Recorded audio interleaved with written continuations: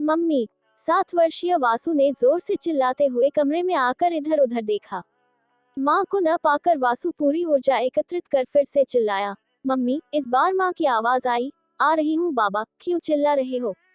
थोड़ी देर बाद माँ रसोई घर से बाहर आई और बोली, कहो क्या बात है, आज इतनी जल्दी खेल कर आ गए? मम्मी।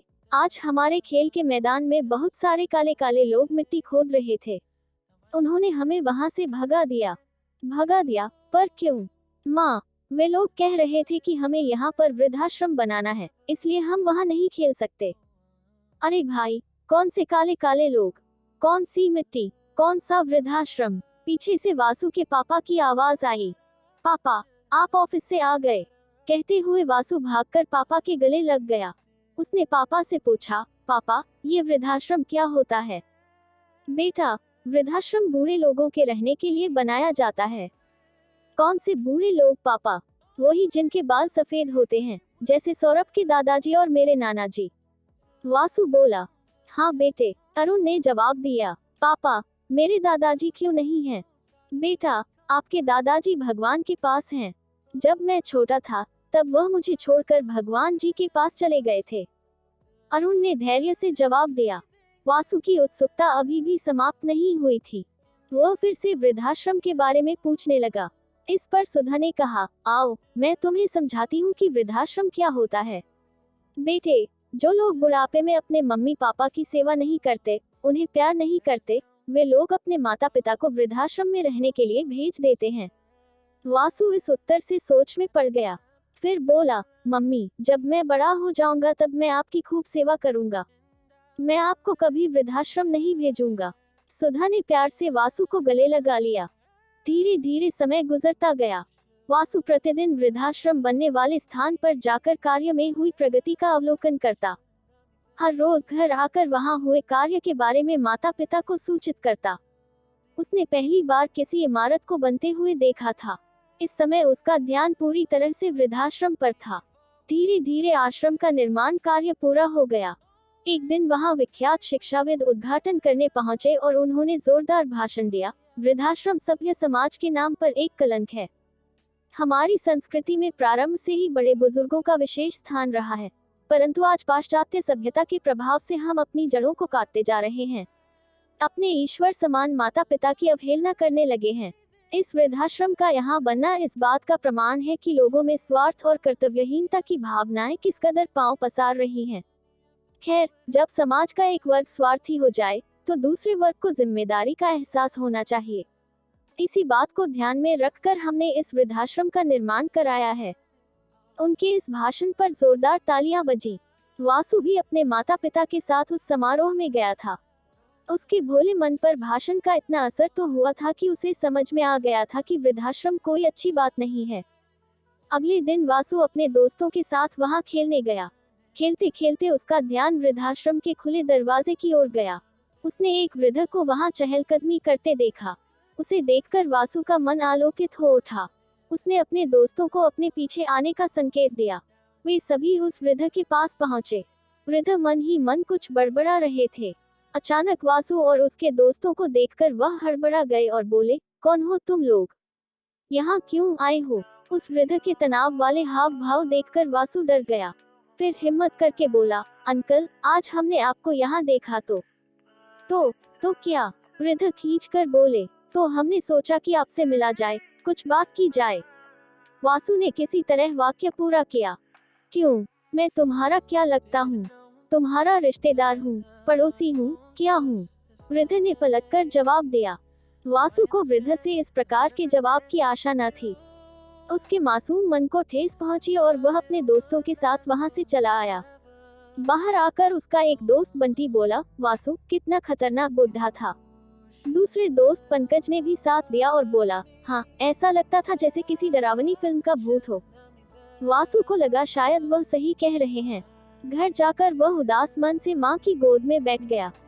बेटे का उतरा चेहरा देख सुधा ने पूछा, क्या बात है बेटे? कुछ हुआ क्या? माँ, वह बुढ़ा बहुत गंदा था। कौन सा बुढ़ा? वही जो वृद्धाश्रम में रहने के लिए आया है। वासु ने सुधा को शुरू से अंत तक की सारी कहानी बता दी। पूरी बात सुनने के बाद सुधा कुछ देर विचारमग्न रही और फिर वासु का ध्यान बटाने की कोशिश करने लगी। शाम को अरुण के घर आने पर सुधा ने उसे वासु की मनोस्थिति के बारे में बताया। सारी बात सुनकर अरुण बोला, सुधा, हमारा वासु बहुत भावुक और संवेदनशील है। उसके बालमन में दादा या नाना की जो छवि है, वह उस वृद्ध की क्रोधित भाव भंगिमा से मेल नहीं खाती, इसलिए वह उलझन में पड़ गया है। कोई बात नहीं, मैं उसे समझाऊंगा। अगले दिन वासु हमेशा की तरह पंकज और बंटी के साथ खेलने चला गया। वे वृद्धाश्रम के पास ही क्रिकेट खेलने लगे। अचानक पंकज ने गेंद को जोर से मारा और गेंद पास से जा रहे आवारा सांड को लग गई। सांड दर्द से बिलबिला उठा और बच्चों की तरफ भागने लगा। सांड से बचने के लिए बच्चे वृद्धाश्रम में घुस गए। बचाओ बचाओ की आवाज सुनकर वह वृद्ध, वृद्धाश्रम का व्यवस्थापक और रसोइया बाहर आ गए। सारा माजरा समझकर वृद्ध तुरंत अपने कमरे से बंदूक लाए और हवा में फायर किया। गोली की आवाज से घबराकर सांड ने दिशा बदल दी और भाग खड़ा हुआ। बच्चों ने चैन की सांस ली और वृद्ध की ओर देखा। वृद्ध बच्चों का कंधा थपथपाते हुए बोले, अब डरने की कोई बात नहीं है। अगर अब सांड आए तो मेहता अंकल को याद कर लेना। बच्चों की प्रश्न सूचक दृष्टि देखकर वृद्ध उनके मन की बात भांप गए और बोले, वो कल मेरी तबीयत ठीक नहीं थी, इसलिए मैंने तुमसे बात नहीं की। अच्छा बोलो, क्या खाओगे? वृद्ध बोला, हम तो खा पी कर आए हैं। हिम्मत करके वासु बोला, अच्छा कोई बात नहीं, मैं तो तुम्हारे दादाजी जैसा ही हूँ, मुझसे बेहिचक बात करो। अंकल, कल तो आपने हमें डांट कर भगा दिया था।